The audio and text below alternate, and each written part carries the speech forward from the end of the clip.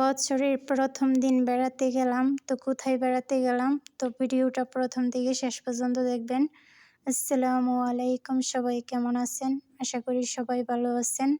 আমি আল্লাহর রহমতে ভালো আছি, আলহামদুলিল্লাহ। তো বছরের প্রথম দিন বেড়াতে গেলাম রিয়াতে। আমি আর আমার ম্যাডামের ছোট ছেলে আর আমার ম্যাডাম। তো ৩ জনে গেছি বেড়াতে।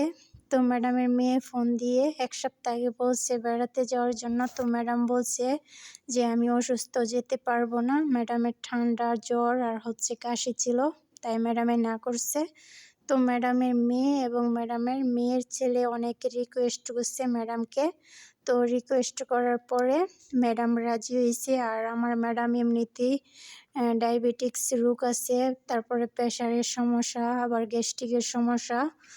তো রাজি হওয়ার পর তো ম্যাডামের মেয়ে বলল যে আমাদেরকে জানাবে কবে যাওয়ার জন্য। তো ম্যাডামের মেয়ে আমাদেরকে জানালো, বলল কালকে যাওয়ার জন্য।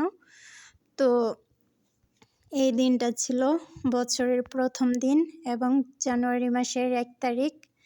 তো আমি আর আমার ম্যাডামের ছেলে গেছি। তো ম্যাডামের মেয়ে বলছে যেন ম্যাডামের সাথে ওষুধ নিয়ে যায় ৩-৪ দিন থাকার জন্য। তো আমার ম্যাডাম বলছে না, আমি থাকবো না, চলে আসব। তো আমি ম্যাডামের বাসায় প্রায় আসছি ৩ বছরের থেকে একটু কম আছে। ২০২৫ সালে মে মাসের শেষে 3 বছর হবে। তো এই 3 বছরের ভিতরে দেখি না কখনো ম্যাডামের মেয়ের বাসায় বেড়াতে গেলে ম্যাডাম থাকতে কখনো থাকে না। তো ম্যাডামের ছেলের বাসায় রিয়াতে গেলে মাঝে মাঝে ডাক্তার দেখাইতে ওইখানে ২-৩ দিন থাকে। তো ম্যাডামের মেয়ের বাসায় কখনো থাকে না, বেড়াতে যায় আবার চলে আসে বেড়ানির পর আর কি। তো আমি আর ম্যাডামের ছোট ছেলে ৩ জনে গেছি আসরে আজানের পর। তো যাওয়ার পর ওই জায়গার মধ্যে গিয়ে দেখি ছাগল জবাই করছে। তো আমাকে, আমার ম্যাডামকে এবং ম্যাডামের ছেলেকে পেয়ে ম্যাডামের মেয়ে অনেক খুশি হয়েছে এবং আমার ম্যাডামও অনেক খুশি হয়েছে মেয়েকে পাওয়ার পর। আর আমার ম্যাডামের মেয়ের হাজব্যান্ড প্রায় ১.৫ বছর ধরে ব্রেন স্ট্রোক করছে। সে কথা বলতে পারে না, হাঁটাচলা করতে পারে না, কোনো খাবার খেতে পারে না। পেটের মধ্যে নাভি দিয়ে পাইপ নাকি দিয়ে জানি শুধু খালি দুধ খাওয়াই, তো মুখেও খেতে পারে না। তো অনেক অসুস্থ মানুষ। তো ম্যাডামের মেয়ে এবং ম্যাডামের মেয়ের হাজব্যান্ড, তো ম্যাডামের মেয়ের ছেলে মেয়েরা মাশাআল্লাহ অনেক ভালো, ব্যবহার ভালো। তো আমার ম্যাডামের মেয়ে আসলে আমাকে অনেক ভালোবাসে। আমারে আসলে জড়ায়ে ধরবো, সালাম করব, ২ গালে চুমাইবো। আবার ওই জায়গায় গেছি আমারে জড়ায়ে ধরছে এবং ২ গালে চুমাইছে এবং ম্যাডামের মেয়ের মেয়েরাও জড়ায়ে ধরছে, সালাম করছে এবং ২ গালে চুমাইছে। তো রাতের খাবার ম্যাডামের মেয়ের বাসায় আমরা খাওয়া দাওয়া করছি।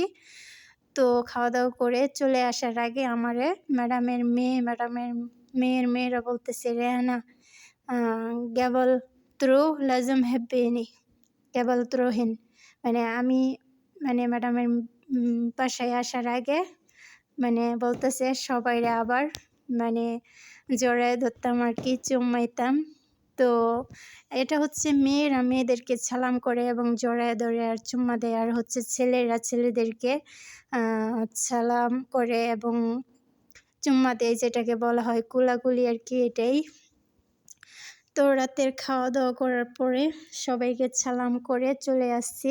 তো আসলে আমার ম্যাডাম এর মেয়ে এবং ম্যাডামের মেয়েরা এবং ছেলেরা অনেক ভালো, ওদের ব্যবহার অনেক ভালো। ম্যাডামের ছেলে মেয়েরা অনেক ভালো। যদি ভালো না হইতো তাহলে আমাকে এক প্লেটে বসে কখনো খাবার খাওয়াইতো না। আমি ম্যাডামের মেয়ের বাসায় গেলে সবাই আমাকে নিয়ে এক প্লেটে বসে খাওয়াই এবং ম্যাডামের ছেলের বাসায় গেলেও এক প্লেটে বসে আমারে নিয়ে খাওয়াই। তারা অনেক ভালো মনের মানুষ আর কি, তাদের মনের মধ্যে কোনো হিংসা নাই।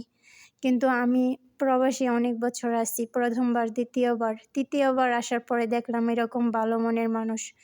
কিন্তু প্রবাস জীবনে প্রথমবার, দ্বিতীয়বার অনেক কষ্ট করার পর তৃতীয়বার আলহামদুলিল্লাহ আল্লাহ তাআলা আমাকে একটা ছোট্ট ফ্যামিলি দিচ্ছে। শুধু খালি আমার ম্যাডামের ছেলেরা বিয়ে শাদী করে আলাদা হয়ে গেছে। ম্যাডামের মেয়েকে বিয়ে শাদী দিয়ে দিছে।